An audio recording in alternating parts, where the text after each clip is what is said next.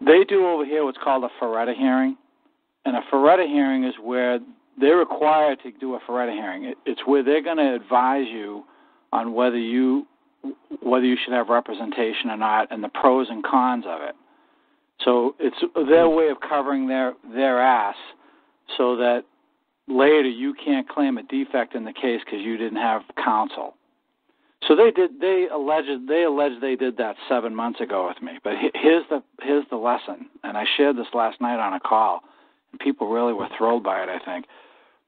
Semi-accidentally, I put in a notice, and fortunately I handwrote it too, and it just said notice errors.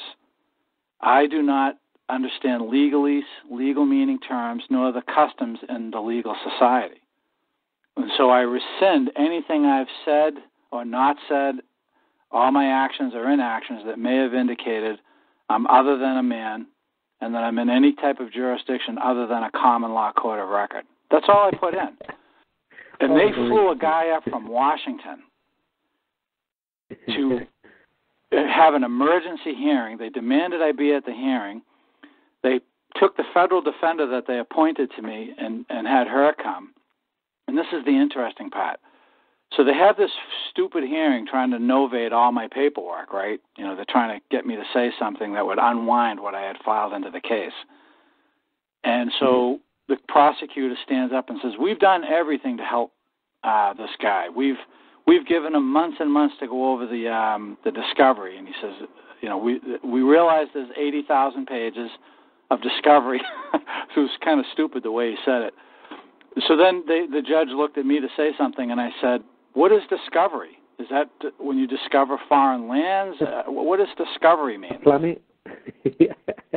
You could have heard a pin drop in that court for about 10 minutes. It was very uncomfortable because nobody would say a thing after that.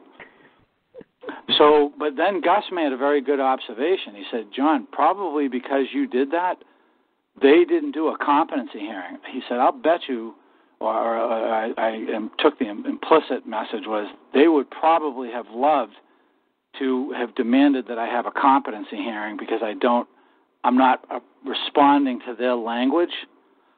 But because I put that notice of error in where I, you know, overtly said I don't understand your language, they couldn't do it.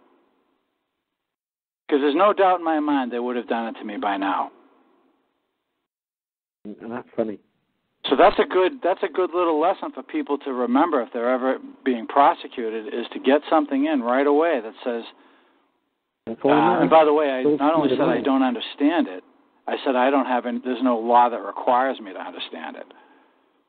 And they didn't rebut that at all. Yeah. So that was one positive thing that came out of this so far. Did you want to say something?